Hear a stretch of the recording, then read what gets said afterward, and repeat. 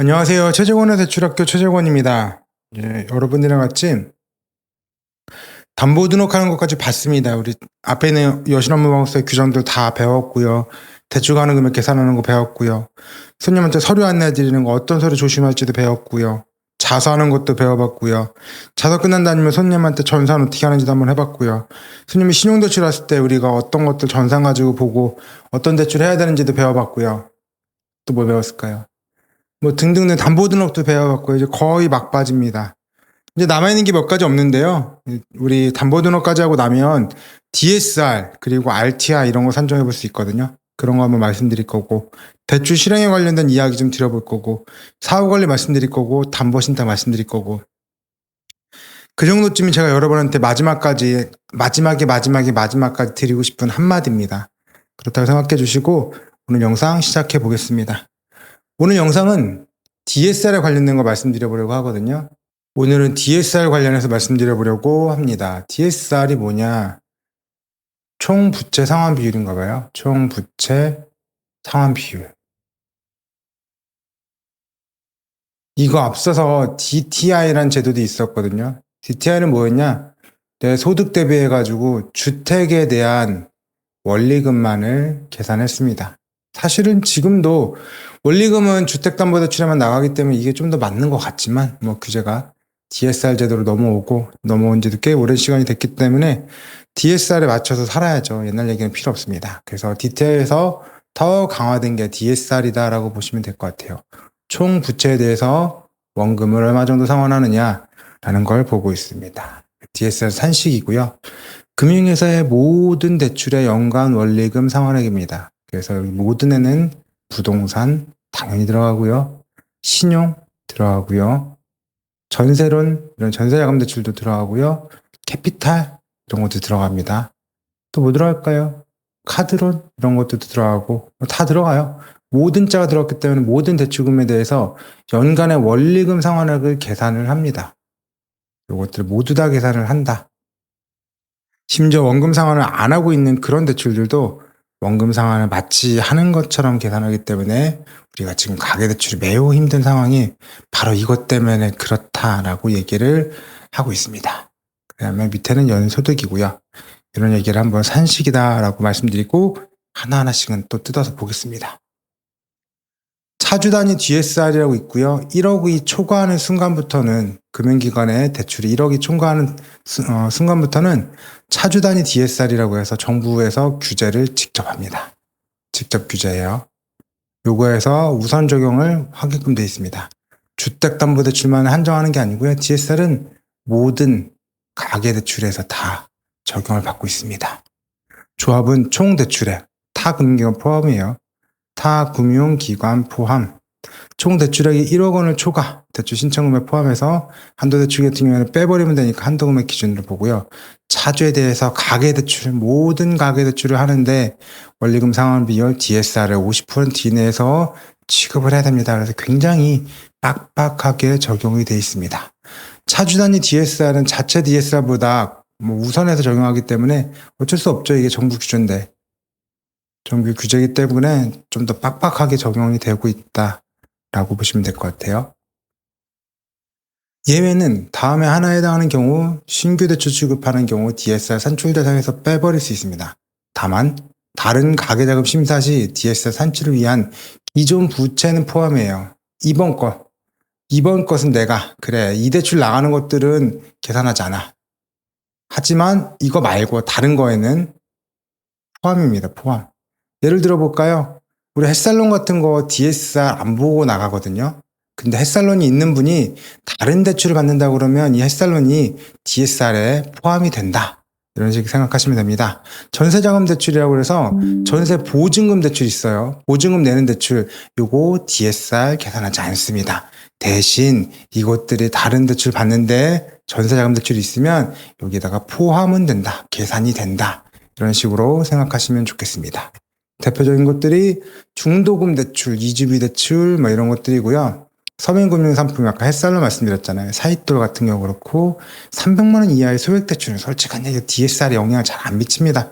금액이 작기 때문에 원금이 상환돼봤자 얼마나 상환이 되겠습니까? 그래서 그런 것들은 큰 상관이 없고, 전세자금 대출이 있는데 이런 것들도 조금 전세 입주잔금에는 상관이 없고, 대신 전세 보증금 들어가 있는 돈을 가지고 대출을 뺀다.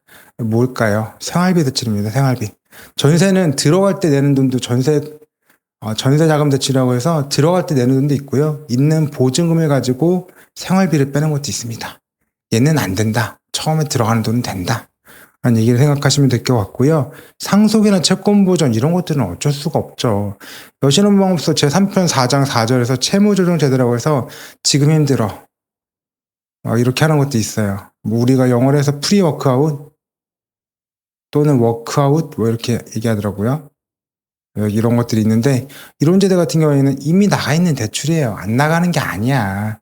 이미 나가 있는 대출이 힘들다는데 어떡합니까? 그래서 이런 거 할 때 재대출할 때 DSR 같은 거 안 보고 처리할 수 있도록 좀 예외를 봐주겠다. 뭐 이것들이 뭐 새롭게 나가는 대출도 아니고 이미 나가 있는 것들이 그분들이 힘들다는데 어떡합니까? 어떡해요? 조금이라도 좀 어떻게 해가지고 잘 해야지. 무조건 힘든 사람한테 너 안 돼. 아우 이런 게면 정답은 아니잖아요. 힘들 때는 서로 돕고 사는 겁니다. 그렇게 말씀드려보고요. DSR 산출할 때 대출 종류별 소득 산정 보험 방법이고요. 분모부터 볼게요. 분모부터 볼 거고, 주택담보대출과 주택담보대출이 아닌 게 조금 차이가 나긴 하는데 큰 차이는 없어요. 주택담보대출과 달리 다음에 1, 2, 3은 적용이 불가라고 되어 있는데, 장래소득 적용은 안 되고 배우자의 소득합산 안 되고 최저생계비 적용은 안 되는 것들이 다른 건 다 똑같이 되는데, 얘네들은 비주택에서는 안 된다고 해요. 비주택에서는 장래소득도 못 쓰고 배우자 소득 합산도 안 되고 최저생계비도 안 되는데, 제가 보기에 가장 치명적인 건 요거 하나뿐인 것 같습니다. 배우자 소득 합산이 안 된다. 요런 건 조금 치명적이라고 생각을 해요. 원래는 주택담보대출을 할 때는 내 소득이 부족하면 옆에 있는 배우자의 소득까지 합쳐가지고 볼 수 있거든요. 단 이럴 때는 대출도 합치긴 하지만 뭐 그 집안은 대출이 각각 얼마나 갖고 있겠습니까? 내 소득이 부족하면 배우자의 소득까지도 같이 써가지고 DSR 같은 거 산출할 수 있는데, 그런 게 안 된다는 게 이 주택담보대출 외에 다른 말로 비주택담보대출에서는 조금 아쉽긴 해요. 하지만 큰 차이는 없더라. 특히 최저예산계비는 뒤에서도 말씀드릴 텐데 지금은 큰 의미가 없더라. 장래소득도 큰 의미는 저는 아직까지 잘 모르겠어요. 큰 의미는 없었기 때문에 뭐 상관이 없다라고 생각했는데 저는 그렇게 생각합니다. 그래서 배우자 소득합산 빼고는 제가 보기에는 큰 차이가 없다. 그런 생각을 하고 있습니다.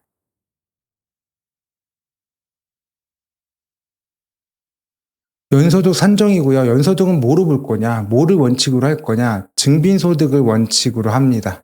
이게 안 되면 나머지 중에 하나 선택이에요. 이게 선택입니다. 증빙소득 뭐냐? 뭐 쉽죠. 뭐 연말정산 뭐 쉽잖아요. 아니면 소득금액 증명 이런 것들은 너무 쉽죠. 왜? 세무서에서 띄면 되니까. 세무서 인정이잖아요. 세무서 인정들. 얘는 쉽습니다. 근데 이것들이 안 되는 경우가 있어요. 예를 쓰면 좋지만 이런 것들이 안 될 때는 인정소득이라고 해서 건강보험료, 농업인 같은 경우는 추정소득, 신고소득이라고 해서 아예 뭐 카드 사용액 이런 걸로도 볼 수 있습니다. 그래서 세무서가 발급해 주는 게 안 된다고 하면 건강보험료 쓰셔도 되고 국민연금 쓰셔도 되고 농업인이라고 하면 추정소득 쓰셔도 되고 카드 사용액, 임대료, 저축액 뭐 이런 것들이 있거든요. 이런 것들은 세무서에서 인정하진 않지만 없는데 어떡할 거야. 뭐라도 써야지. 대출 다 못해요. 뭐라도 하나 해야지. 그렇게 되어 있습니다. 라고 생각하시면 되고, 여기 한국주택금융공사 보금자리론이라고 해서 이것도 주택금융공사에서 하는 대출이 있거든요. 여기 있는 소득 규정을 갖다 씁니다. 갖다 쓴다. 우리가 다른 말로 해서 준용이라고 하는데 갖다 쓴다고 합니다. 그래서 보금자리론에 증빙소득, 소득금액 증명원이랑 인정소득, 건강보험료 또는 국민연금에 관련된 얘기가 있어요. 요거 두 개는 보금자리론 거를 갖다 쓸 거고요. 나머지 농축협 이렇게 추정소득 쓰는 거, 농업인에 대한 추정소득 쓰는 거, 그리고 카드 사용액, 또 뭐 있죠? 임대료, 저축액, 최저생계비 이런 것들은 주택 관련 대출 리스크 관리 세부 기준이라 해서 우리 주담대 매뉴얼에 있습니다. 이런 내용들이 이원화돼 있다. 내용은 제가 다 설명드릴 거예요. 그래. 이렇게 보시면 되는데, 중요한 건 증빙소득이 아닌 나머지 3개 중에 하나를 선택해서 쓰는 거는 언제 쓸 수 있느냐, 어떤 조건일 때 쓸 수 있느냐. 이게 뭐 마음대로 되면 제가 이렇게 길게 설명드릴 것도 없잖아요. 마음대로 안 되니까 그래요. 증빙소득으로 산정하는 것이 어려운 것임을 입증을 하셔야지 돼요. 입증이 되면 인정소득을 쓰셔도 되고 신고소득을 쓰셔도 되고 뭐 마음대로 하셔도 됩니다. 선택이요, 선택. 어떤 걸 쓰셔도 상관이 없습니다. 인정소득과 신고소득 간에는 적용 순위가 없어요. 얘가 1순위, 2순위, 3순위, 4순위 내려오는 게 아닙니다. 이게 1순위고요. 나머지는 모두 다 2순위예요. 이것들 중에 아무거나 선택해도 된다는 얘기가 밑에 있어요. 적용 순위가 없으므로 입증 가능한 종류 중 유리한 것을 선택해서 하시면 됩니다. 아무거나 쓰시라는 거예요. 증빙소득으로 산정한 것이 어려운 거는 입증은 뭐로 할 거냐? 첫 번째, 납세 신고 사실이 없다라고 보면 국세청에서 사실증명원이라고 떼어줍니다. 뭐라고 해주냐면 이분은 소득을 신고한 적이 없다. 이렇게 써 있어요. 사실증명이라고 써놓고 어떤 걸 증명을 해줄 거냐 그러면 이분은 소득세 신고를 하신 적이 없습니다 라고 한글이 적혀 있어요. 그리고 이분은 소득이 없다는 거잖아. 그리고 한 줄 더 붙여놓죠. 이분이 소득세 신고는 소득을 신고한 적은 없는데 그렇다고 소득이 있다 없다를 얘기하는 건 아니다. 이렇게 해서 구질구질하게 한 줄 더 써놨더라고요. 자기네들이 소득 신고를 받은 건 없습니다. 이 사람의 소득이 있는지 없는지는 모르겠습니다. 라고 써주는 게 바로 사실증명원, 소득 없음 사실증명원이라고 합니다. 두 번째로는 퇴직자, 폐업자, 직장가입자의 피부양자인데 퇴직이나 폐업은 쉽죠. 직장가입자의 피부양자 되려면 내 소득이 500만 원 이하인가? 500 이하인가? 뭐 그쯤 됩니다. 하여튼 소득이 아예 없거나 아니면 조금 있는데 거의 없는 정도 수준이어야지 돼요. 그래서 이 정도 금액이라고 하면 뭐 소득이 없는 걸로 보기 때문에 하셔도 됩니다. 퇴직자는 퇴직증명원, 폐업은 폐업사실증명원, 직장가입자의 피부양자는 건강보험 자격특시 확인서를 본다고 되어 있는데 여러분이 혹시 우리 사무실에 오셔서 퇴직증명원 발급해 가시는 직원분 퇴직동의 보신 적 있어요? 저는 뭐 제가 총무과에 없었으니까 못 봤습니다. 근데 만약에 띄라고 해도 저는 여기 가고 싶지는 않을 것 같아요. 굳이 전에 다니던 직장에 꼭 퇴직증명원 띄워봐야 되겠어요? 이런 거 쓰지 말고요. 건강보험 자격특시 확인서 보면 언제 입사, 언제 퇴사 나오거든요. 요거 되니까 질의에도 있어요. 질의에도 퇴직자 같은 경우에는 그냥 건강보험 자격특시 확인서로 언제 입사하고 언제 퇴사했다는 거 나오기 때문에 그거로 대체가 가능하다고 합니다. 그러니까 여러분한테 그분한테 퇴직증명원을 별도로 발급해 오라는 얘기는 하지 마시고 그냥 건강보험 자격특시 확인서, 사업자 폐업하셨으면 폐업사실 확인원 이런 거 받아오시면 그래 이분은 소득이 끝나셨구나 라고 인정해 주시면 되겠습니다. 전년도 또는 올해 사업 개시를 했다고 했으면 우리 이거 신용대출에서도 얘기를 했거든요. 신용대출 작년에 사업 개시를 했어. 그럼 올해 6월 달까지는 소득 신고 안 할 수 있다고 그랬죠. 원래는 5월 달인데 성실 납세자하면 6월 달까지 밀리기 때문에 6월 달까지는 전전월 소득 쓴다는 얘기를 했었습니다. 이런 것 같은 경우는 볼 수가 없기 때문에 이럴 때는 방법이 없어요. 어차피 나오지가 않고 소득세 신고를 안 한 걸 어떡합니까?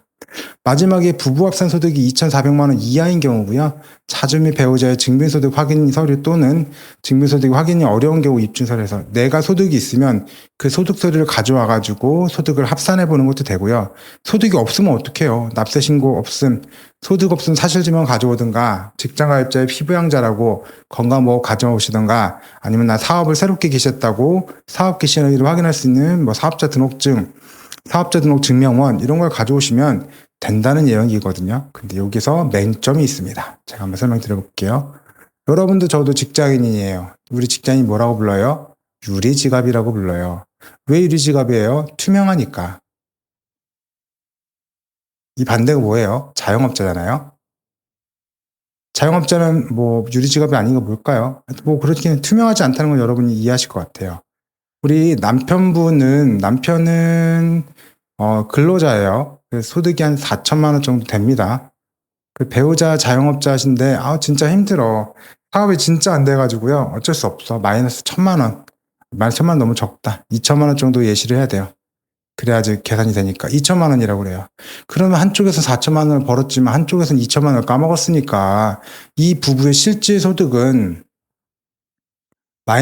플러스 2천만 원일 겁니다. 그렇죠? 플러스 4천, 마이너스 2천이니까. 실질 소득은 2천인데, 근데 여러분, 혹시 배가 살짝 아프지 않아요? 나만 아픈가? 아, 이상하다. 내가 시술 받아서 나만 아픈 건가? 하여튼 저는 아파요. 플러스 4천 마이너스 2천만 원인데, 배가 아픕니다. 이 자영업자가 진짜 마이너스가 맞아? 이런 퀘션, 물음표를 가진단 말이지. 아, 나 평소에 유리지급이라 세금도 많이 내고 막 걸핏하면 그냥 막 여기저기 다 뜯기는데 내가 지금 자영업자라고 이 사람 지금 마이너스까지 시켜가지고 이래야 되는 거야? 부부 합산 소득 2,400만 원 안 되기 꼭 이렇게 만들어줘야 되는 거야? 플러스 2천만 원이니까. 이런 생각을 할 수가 있잖아요. 저같이 마음씨가 착하신 사람들은. 그럴 수도 있잖아요. 그래서 나라에서도 제가 건의를 했더니 받아들여졌습니다. 그래? 플러스하고 마이너스 있어? 두 개 상계친다고? 이건 안 되지. 이거는 그래. 저의 민원이 받아들여졌습니다. 그래. 이런 경우에는 안 되고 한쪽이 플러스고 한쪽이 마이너스면 마이너스까지는 하지 말자. 우리 0으로 보고 상계까지는 하지 말자. 라는 얘기를 나라에서 인정을 해줬어요. 그래서 한 분이 4천만 원, 한 분이 마이너스 2천만 원이면 이렇게도 하는 게 아니라 4천만 원 더하기 0 이래서 4천만 원으로 된다.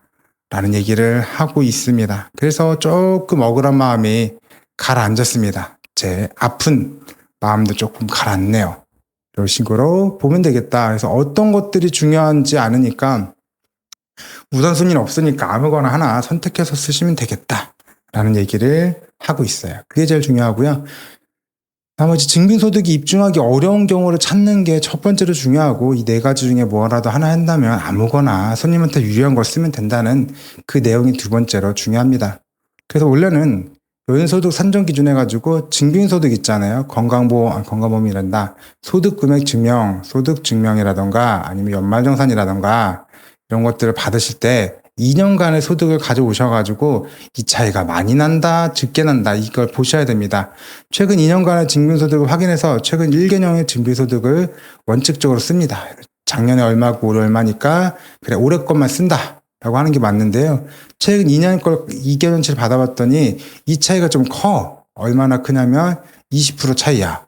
플러스만 나는 게 아니고 마이너스도 있어요. 이렇게 쭉 올라갈 수도 있고 쭉 떨어질 수도 있습니다. 그럴 때는 어떻게 할 거냐? 2개년을 평균하랍니다. 평균.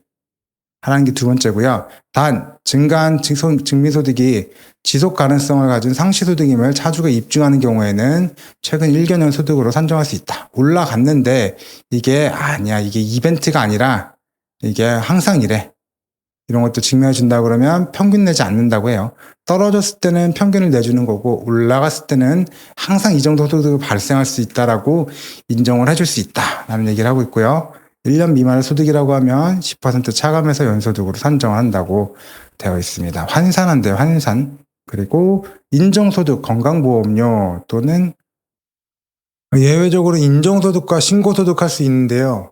인정소득은 아까 말씀드린 것처럼 건강보험료, 연금보험료 이런 거 얘기하는 거고 신고소득은 카드 사용액 또는 매출액 또는 뭐 있죠? 임대보증금, 적금 이런 것들을 신고소득합니다. 그래서 추정소득액의 95% 수준까지만 인정이 되고요. 신고소득은 90%까지인데 한도도 있어요. 근데 여러분 이런 거 고민하실 필요는 없고 이거는 전산에서 해줄 일이니까 여러분께 크게 고민하실 필요는 없을 것 같습니다. 이런 것들이 있긴 있다더라. 한도가 5천만 원 뭐 이렇게 해서 정해져 있다라고 보면 될 것 같고요. 지속 가능성을 가진 상시소득의 판단인데 아까 말씀드렸다시피 상수소득은 이렇게 해서 올라갔을 때 20% 이상 차이가 나게 올라갔을 때는 어떻게 할 거냐. 상시소득이라고 하면 그래 인정. 올라가도 인정 이렇게 되거든요. 상시소득 1년 이상 지속되는 소득이며 비슷한 소득이 지속적이고 안정적으로 발생한다고 추정하는 것이 합리적이다. 근로소득자는 그냥 상시소득으로 간주를 처리해주고요. 근로계약이 1년 미만으로 확인되는 경우에는 제외입니다. 근로소득자는 뭐 앞으로 꾸준히 올라갈 거다라고 인정이 되는 거고요. 사업소득자 등은 채무자가 상시소득금을 입증하는 서류를 통해서 발생 시점부터 1년 이상 지속됨이 증빙되며 상시소득임을 포괄적으로 인정하는데 사업장의 임대차 계약서 또는 고용계약서, 자가건물이면 등기부 등본 이런 것들 내면 큰 차이가 나더라도 포괄적으로 인정을 해준다고 합니다. 근로소득자는 그나마도 없는 거고 사업소득자도 크게 어렵지 않게 큰 차이가 나더라도 20% 이상 차이가 나더라도 인정을 해줄 수 있다라는 얘기가 적혀져 있습니다. 세 번째는 소득 합산 방법인 거고요. 차주 소득 간 합성입니다. 그래서 증빙소득, 인정소득, 신고소득 중에 있는데 합산은 증빙과 증빙으로만 가능해요. 우리 신용대출 소득할 때 이런 거 한번 말씀드렸잖아요. 다 밑에 건데 근로소득만 위에서 합산한다고 이렇게 말씀드렸던 건데 이게 서식이 개정되기 전에는 그래 이자소득 얼마, 배당소득 얼마, 사업소득 얼마, 근로소득 얼마, 연금소득 얼마, 기타소득 얼마 이렇게 해서 개별적으로 봤어야지 되니까 이런 얘기가 통용이 됐지만 지금은 말씀드렸잖아요. 이렇게 올라갔다 내려오는 게 그림이 있기 때문에 이런 것들을 사실 인정은 고민할 필요는 없습니다. 증빙소득에 다 합산하는 방법이 이렇게 나와 있기 때문에 고민할 필요 없고요. 나머지 것들은 합산 불가입니다. 인정소득이나 신고소득들 가지고 합산하는 건 안 된다라고 보시면 될 것 같아요. 배우자의 소득 합산 가능 여부고요. 주택담보대출에만 됩니다. 그래서 차주의 소득이 증빙소득 건강보험료일 때 배우자의 증빙소득 차주의 증빙소득 국민연금이나 건강보험료일 때 배우자의 소득 합산 가능 여부고요. 주택담보대출에만 한정이 됩니다. 차주의 소득이 증빙소득일 때 배우자의 소득도 증빙소득이면 가능하고요. 차주의 소득이 신고소득일 때 그다음에 배우자의 소득도 신고소득 이렇게 합산이 가능합니다. 증빙소득과 신고소득 이렇게 두 가지만 합산이 가능하더라라고 보시면 될 것 같아요. 신고소득 있었죠? 카드 추정액 이런 거 말했죠. 매출액 이런 거고요. 증빙소득 소득금액 증명원 이런 식으로 차주의 소득과 배우자의 소득이 합산되는 경우가 있다. 단 이렇게 합산할 때는 주택담보대출에만 되고 주택담보대출을 보유한 소득 및 부채의 합산을 허용한다. 예전에 주택담보대출이 배우자가 주택담보대출이 있었으면 안 됐다는 혹시 그런 기준을 알고 계신 분이라면 이건 업데이트를 해주셨으면 좋겠어요. 예전에는 배우자가 주택담보대출이 있으면 합산이 불가능했는데 지금은 합산이 가능하다. 라고 해서 개정이 됐다라고 보시면 되겠습니다. 최저생계비 쓰는 건 합산이 불가능하고요. 보금자리 론 기준 있잖아요. 그것들은 아까 말씀드렸던 거랑 똑같은데 몇 가지만 가져와서 볼게요. 채무자의 증빙소득 적용을 원칙으로 하되 배우자의 증빙소득과 합산 가능하다는 얘기 방금 전에 드려봤었고요. 그 다음에 2개년의 차이가 20% 이하인 경우에는 그냥 최근 연도 소득 쓰면 되고요. 20% 초과한다, 많이 올라갔다, 많이 떨어졌다 이런 것들은 평균 소득으로 하는데 다만 증가한 소득이 지속성을 가진 상시소득인 경우에는 2개년 평균으로 산정하지 않는다. 감도 여기에는 써있긴 한데 누가 떨어진 것들을 상시소득으로 이거를 인정을 하겠습니까? 여기는 평균을 내야 되는 거고 여기는 높아진 거를 인정을 해야 되겠죠. 그런 얘기를 하고 있고요. 근로소득인 경우에는 상시소득으로 간주된다. 사업소득자인 경우에는 입증하는 서류를 내면 된다. 사업소득자 임대차 계약서, 등기부등본, 고용계약서 등을 내면 상시소득으로 인정해준다. 라는 얘기 방금 전에 드렸고요. 소득 발생 기간이 현재 유지 중인 소득원을 기준으로 최소 1개월 이상이어야 된다. 신용대출에서도 나왔잖아요. 우리 개인 사업자 하다가 직장인 하면 안 되고 직장인 하다가 개인 사업자 하면 안 된다. 이런 얘기를 하고 있었는데 똑같습니다. 보금자리론도 현재 유지 중인 소득원을 기준으로 보게끔 되어 있다. 채무자가 2개 이상의 소득원을 유지 중인 경우에는 소득별로 연환산한다. 밑에 거 가다가 근로소득만 올라가고 나머지 또 밑에 거다. 이런 얘기들을 다시 한 번 더 하고 있습니다. 연금의 범위는 공적연금, 기업연금, 개인연금을 다 포함해서 할 수 있다고 하는데 연금 가지고 한 적은 잘 없어가지고 다 된다고 하는 공적연금, 기업연금, 개인연금 다 된다고 하고요. 근로소득, 우리 소득금액 증명원 또는 근로소득 원천징수 영수증 받아보면 되는데요. 소득확인증명서라고 해서 IS 이용도 가능하다고 합니다. 요거 보시면 되고 급여 명세표 등으로 보셔도 되는데 1년 소득 확인하실 때는 12달치 보시면 되고 1년이 안 된다고 그러면 연간으로 환산하시면 된다라고 되어 있어요. 사업소득, 소득금액 증명원이 원칙이라고 했었고요. 연말정산용 사업소득 원천징수 영수증 가져오셔도 됩니다. 거주자의 사업소득 원천징수 영수증이라고 있는데요. 얘는 조금 신용대출이랑 달라요. 신용대출에서는 안 되는데 DSR에서는 또 가능하거든요. DSR에서는 되고 신용에서는 안 된다. 얘는 매출액을 나타내는 거라고 해가지고 신용대출에서는 안 된다고 써 있습니다. 하지만 DSR에서는 지급 총액의 60%를 DSR에서 인정을 하고 있다. 라고 이 정도쯤 생각해 주시면 좋을 것 같아요. 보기는 보더라고요. 안 볼 수는 없더라고요. 인정소득에 따른 연소득 산정 및 입증 방법인데 아까 국세청에 사실증명과 소득신고한 사실이 없다. 소득이 있는지 없는지 모르겠다. 라고 했던 그 말. 연소득이 없는 것으로 간주되는 퇴직자, 직장 피부양자, 폐업하신 분 이런 얘기도 했었고 전년도에 사업 개시하거나 올해 사업 개시해가지고 아직 소득금액 증명원이 안 나오시는 분들 부부 합산 소득이 2,400만 원 이하인데 한 분이 플러스 한 분이 마이너스라면 상계치는 건 안 되고 한 분은 플러스 한 분은 0원으로 해서 합쳐가지고 2,400만 원이 넘느니 안 넘느니 이런 얘기 한번 드려봤습니다. 이런 얘기들 해당이 된다고 그러면 다른 소득을 쓸 수 있다 라고 얘기를 하고 있죠. 신고소득의 연소득 산정 방법이고요. 얘는 보금자리론에서는 안 나오는 거리라서 보금자리론에서 안 나오고 우리의 주택담보대출 전부 처리의 매뉴얼에 있는 겁니다. 임대소득 볼 수도 있고 금융소득 볼 수도 있고 매출액 기준으로도 볼 수도 있는데요. 제가 말씀드리고 싶은 기준은 이런 것들이 아니라 신용카드, 체크카드 포함해서 얼마를 썼느냐 카드 사용액으로 소득 확인이 가능하다. 얘기를 하고요. 최근 1년간 개인 신용카드, 체크카드 포함해서 소득금을 얼마나 썼는지를 가지고 전산에 입력을 하면 자동 산정이 됩니다. 그런데 그 전산에서 자동 산정이 되기 때문에 고민할 필요는 없는데 문제는 최근 1년이에요. 최근 1년을 어떤 기준으로 볼 거냐, 이게 연도로 볼 거냐, 월로 볼 거냐 이거거든요. 2024년도 연도 기준으로 보면 직전 연도 1년이라고 하면 2023년입니다. 근데 2024년 8월 달이다. 기준을 이렇게 잡아서 월로 봤다. 그러면 2023년 8월부터 2024년 7월까지가 12달치가 되는 거거든요. 그럼 과연 이 기준을 연으로 볼 거냐, 월로 볼 거냐, 이렇게 되어 있는데 업무방법에는 뭐라고 써 있냐면 국세청 발급 직전 연도, 연으로 기준으로 보라고 되어 있고요. 연말정산료 확인서 상의 소득공제 금액, 이거로 봐도 되고 또는 최근 1년간 사용 실정표 얘는 월로 보라는 겁니다. 월로. 연도 되고 월로 돼도 되는데 여러분의 선택은 뭐냐? 둘 중에 많은 겁니다. 많은 거. 맥스, 높은 거 기준으로 보시면 됩니다. 많이 나오는 게 좋죠. 굳이 낮게 할 필요 없잖아요. 지금. 많이 나오는 게 좋습니다. 그거를 기준으로 봐주시면 될 것 같아요. 소득예측 모형이라고 있는데요. 이거는 우리가 주민번호만 넣으면 이분의 소득은 얼마 이렇게 나오는 게 있습니다. 비슷한 걸 옛날에는 최저생계비라고 썼는데요. 이분의 사람들 몇 사람이 사니까 이 정도쯤은 가지고 살아야지라는 게 있었습니다. 최저생계비라고 있었지만 지금은 더 간편하고 더 잘 나옵니다. 소득예측 모형이라고 그래서 이렇게 돋보기 버튼만 있는 거를 동그라미 버튼만 눌러주시면 소득이 뿅 하고 나타납니다. 뿅. 이렇게 나오기 때문에 여러분이 고민하지 않고 써도 된다. 잘 나온다.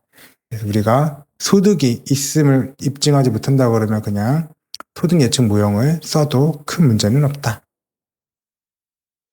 그 다음엔 분자, 작을수록 좋은 거고요. DSR 산출할 때 대출 종류별로 부채 산정 방식, 원금과 이자를 어떻게 산정을 할 거냐.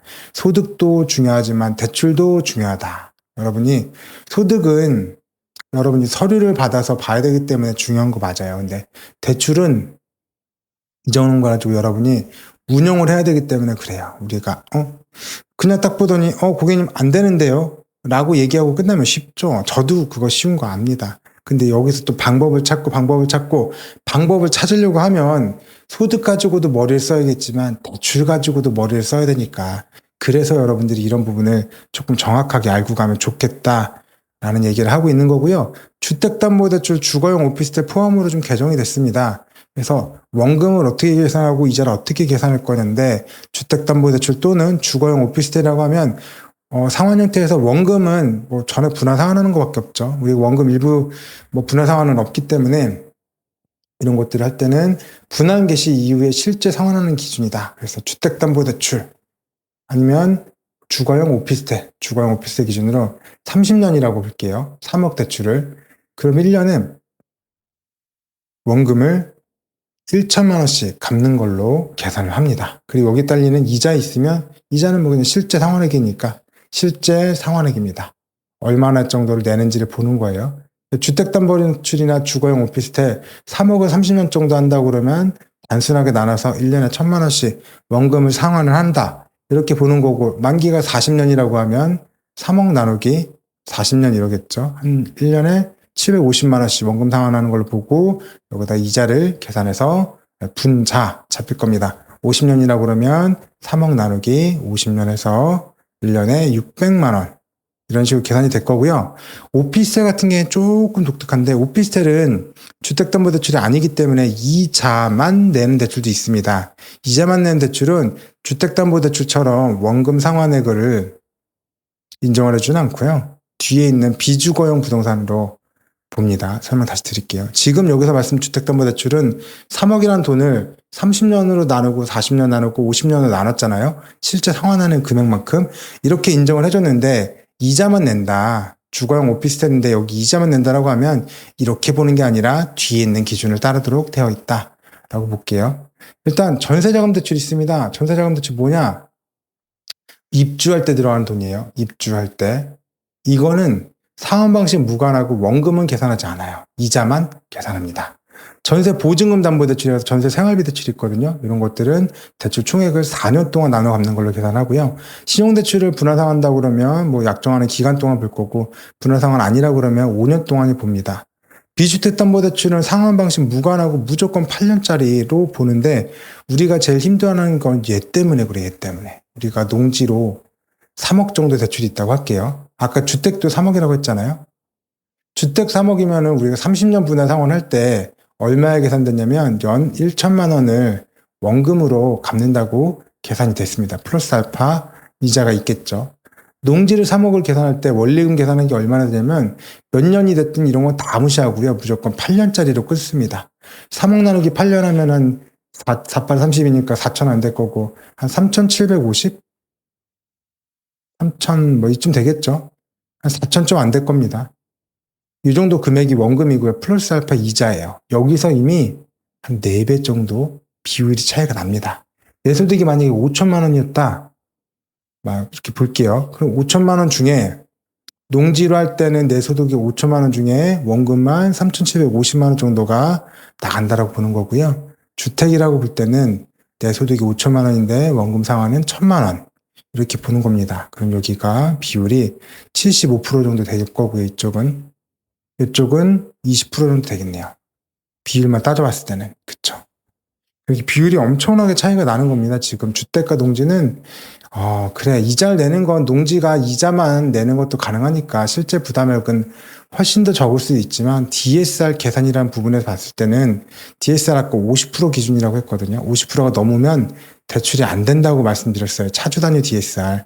근데 농지담보대출할 때 3억 대출만 있어도 지금 대출이 75%, DSR이 75%까지 올라갑니다. 똑같은 금액을 주택으로 받았을 때 20%밖에 안 되는데 이래서 우리가 DSR 때문에 지금 가계대출을 거의 못하고 있어요. 얘 때문에 그래요. 얘 때문에. 상환 방식 불문하고 8년짜리로 나눠 계산하기 때문에 굉장히 빡빡합니다. 이런 것들이 있어서 우리가 많이 힘들어하고 있다라는 얘기하고 있고 기타 담보대출 있다고 하면 상환 방식 무관하게 10년으로 잡혀있다. 카드로는 약정 만기다. 기타 대출은 향후 1년간 실제 상환액인데 이것은 아마 서비스 이런 걸 얘기하고 있습니다.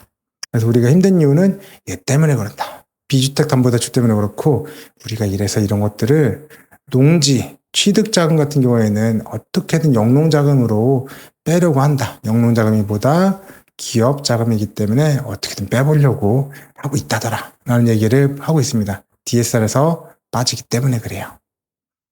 그런 얘기들을 DSR 산식 계산해서 말씀드렸고 여기서만 말씀드리면 조금 아쉬울 것 같아서 제가 사이트 하나 알려드릴게요. 부동산 여기 써있네요. 부동산 계산기닷컴이라는 사이트가 있거든요. 여기에 들어가면 DSR 계산을 해볼 수가 있습니다. 우리가 DSR 등록하려고 그러면 여러분이 지금 왜 이렇게 거의 늦게 배우냐면 담보등록도 완료가 돼 있어야 되고 금리도 산정이 되어 있어야지만 DSR 계산이 됩니다. 근데 이렇게 하려고 하면 너무 힘들잖아요. 우리가 손님이랑 상담을 어떻게 합니까? 손님은 지금 대출 나가기 전에 자서하기 전에 궁금한데 여러분 지금 이거 가지고 어떻게 지금 하겠습니까? 그렇죠? 그래서 어떻게 할 수 있냐면 상담할 때도 간이로 DSR 계산하도록 되어 있고요. 지금 그렇게 되어 있고, 그게 아니고 부동산 계산기닷컴이라고 해서 컴퓨터를 못 쓸 때도, 우리 사무실 컴퓨터를 못 쓸 때도 외부에서 볼 수 있는 방식도 있다. 그래서 부동산 계산기닷컴이라고 들어가면 우리 가지고 있는 대출들에 대한 정보를 넣어주면 비슷하게 계산값이 나옵니다. 거의 차이가 없더라고요. 얘가 41.7이고 얘가 42.6%인데 원리금 상환액에서 조금 차이가 나요. 원리금 상환 방법이 조금 차이가 나긴 하지만 그럼에도 불구하고 2% 정도 안짝으로 플러스 마이너스 차이가 나기 때문에 우리가 충분히 활용할 만한 사이트가 부동산 계산기가 있다. 이런 얘기를 한번 드려볼게요. 그래서 DSR 때문에 굉장히 힘들다는 얘기 한번 드려보고 말씀드리고 가볼게요. 그리고 DSR은 가계대출만 규제하거든요. 가계대출이 나갈 때도 그렇고요. 가계대출을 보유할 때도 그렇습니다. 그래서 이 사람이 가지고 있는 대출이만 40억 이렇게 있어요. 근데 이게 만약 기업 자금이다. 그러면 DSR 규제 하나도 표시가 안 됩니다. 왜냐? DSR은 가계대출만 규제를 하기 때문에 그래요. 그런 내용들이 조금 있다.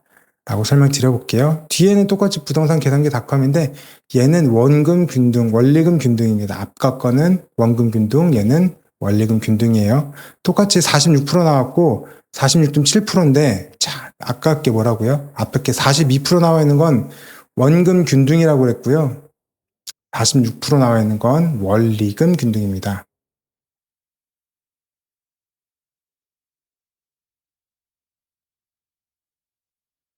원금 균등할 때는 42%고요. 원리금 균등할 때는 46%입니다.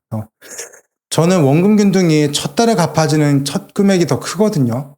원리금 균등이 첫 금액은 적어요.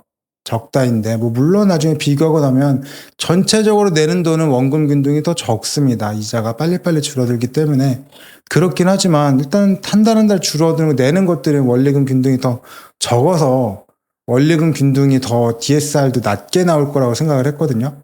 근데 아니더라고요. 원금 균등이 더 낮게 나왔습니다. 좀 신기했습니다, 저도. 원금 균등이 첫 달에 좀 빡빡하고 이자가 빨리 줄어드는 방식인데 이 방식으로 했을 때 DSR이 더 잘 나왔다라는 얘기를 좀 드려볼게요. 그래서 요거까지 말씀드렸다는 거는 차주 단위에 관련되는 차주 단위 DSR이라는 거에 대해서 말씀을 좀 드려봤고요. 차주 단위 DSR은 1억이 초과되는 대출금에 대해서 고민하는 거고 1억이 안 됐다라고 할 때는 자체 DSR이라는 것이 있습니다. 그래서 100% 초과 취급이 불가능하지만 아까 차주 단위 DSR이 50% 기준이었잖아요. 자체 관리 DSR은 100%입니다. 예외적으로 100% 초과할 수도 있는데 신용등급이 좋거나 조합원이거나 외부 신용등급이 좋거나 뭐 이런 것들 같은 경우에는 DSR이 100% 넘어서 150%까지도 된다라는 얘기를 하고 있어요. 근데 금액이 크지 않기 때문에 무슨 의미가 있나 싶어요. 신용등급 1에서 3등급 외부 등급이 이렇게 좀 좋다 그러면 150%까지 가능하다. 조합원이면 500%, 비대면 대출이거나 연체채권 정상화나 대시미 같은 경우에는 1억 밑으로 1억 이하일 때 자체 단위로 자체 DSR로 해서 조금 비율을 높게 나가는 것도 있긴 있지만 제가 보기에 뭐 큰 쓸모가 있을까 싶어요. 금액이 좀 작기 때문에 아주 큰 의미는 없는 것 같다라는 얘기 드려볼게요.